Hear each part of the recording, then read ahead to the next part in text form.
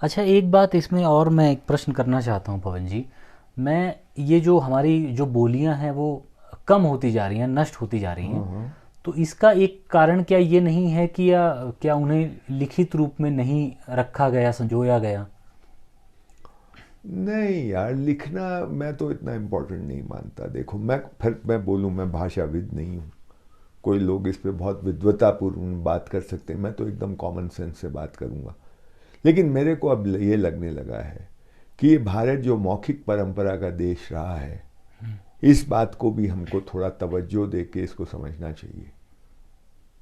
क्योंकि ये टेक्सचुअल जो सब कुछ लिखित और सब कुछ पढ़ना है और सब कुछ लिखना है, इसको कुछ ओवर इवेल्युएट हो गया है ये। और इसका एक आतंक है, पढ़े लिखे का आतंक है। जिसको पढ़ना लिखना नहीं आता वो मूर्ख समझा जाता है। और मैं तो बचपन में ऐसे लोगों से मिला हूं जिनको पढ़ना लिखना नहीं आता था, लेकिन रामचरितमानस की आप कोई बात चर्चा कर रहे हैं और वो एकदम सटीक, उस चर्चा के बीच में एक रामचरितमानस की एक चौपाई एकदम सटीक ला के रख देंगे। मैं उनको ज्ञानी मानता था। कभी उन्होंने फालतू बात नहीं की, कभी अपना बखान नहीं किया।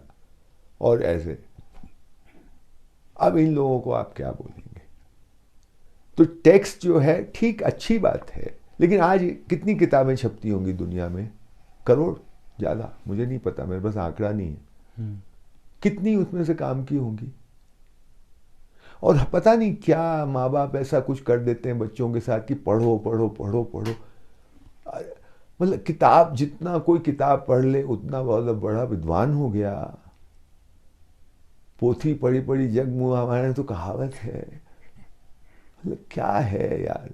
हम सच बताते हैं, मैं तो रविंद्र शर्मा को मैं बहुत ऊंचा आदमी मानता हूँ। रिम्पोचे को बहुत ऊंचा आदमी मानता हूँ। धर्मपाल को बहुत ऊंचा आदमी मानता हूँ। नागराज जी को बहुत ऊंचा आदमी। सब सुनिया ही इनसे मैंने। और सुन के जो मुझे प्राप्त हुआ, पढ़ के नहीं हुआ। पढ़ के थोड़ा अहंकार तो जरूर आ सकता है, और आप कोट करेंगे ये वो, मैं उसको नेगेट नहीं कर रहा हूं, मैं आइदर और में बात नहीं कर रहा हूं।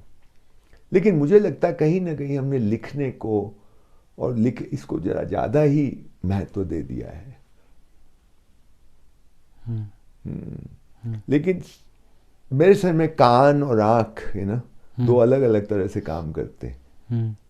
तो लिखित जो होता है वो आंख का क्रिया होती है ना, लिख पढ़ना। और सुनना जो है कान की होती है। तो कान से जब अगर हम ध्यान से सुनते हैं तो आई थिंक अंदर की जो मनन होता है ना, वो दूसरी तरह का होता है। उसमें कनेक्शन बैठते हैं ज्यादा आसानी से। जब हम पढ़ते हैं तो आई थिंक फोकस कुछ ज्यादा ही जो लिखित है उसी पे रह जाता है। कनेक्शन बाद में बैठते होंगे, उस समय थोड़े मुश्किल से बैठते हैं। मैं मतलब ऐसे ही बात कर रहा हूँ, बहुत लाउड थिंकिंग जैसे कर रहा हूँ। पर मैं जब अपने को देखता हूँ तो मैं पाता हूँ कि उसका फोकस अलग तरह का होता है जब आप पढ़ते हैं आंख से। और कान से जब सुनते हैं तो उसका जो अंदर जो चल रहा होता है वो कुछ दूसरी तरह से चल रहा होता है। उसमें कनेक्शन ज़्यादा आसानी से बैठते हैं। और ये कनेक्शन बैठना बहुत ज़रूरी है समझ के लिए। Connecting the dots.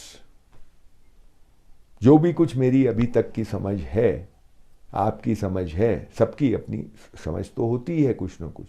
उसमें कुछ गलत होता है, कुछ सही होता है।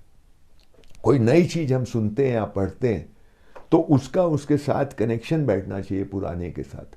कुछ झड़ जाएगा कि नहीं, ये तो अरे ये तो हम गलत मानते थे, कुछ जो जितना आप जानते थे उसमें एक्सपेंशन होगा, उसमें और बढ़ेगा वो। ये नहीं होता तो वो एक जानकारी के रूप में कहीं पड़ा रहता है कोने में। ये तो अल्टीमेटली तो ये सब मिल जाना चाहिए और एक हो जाना चाहिए।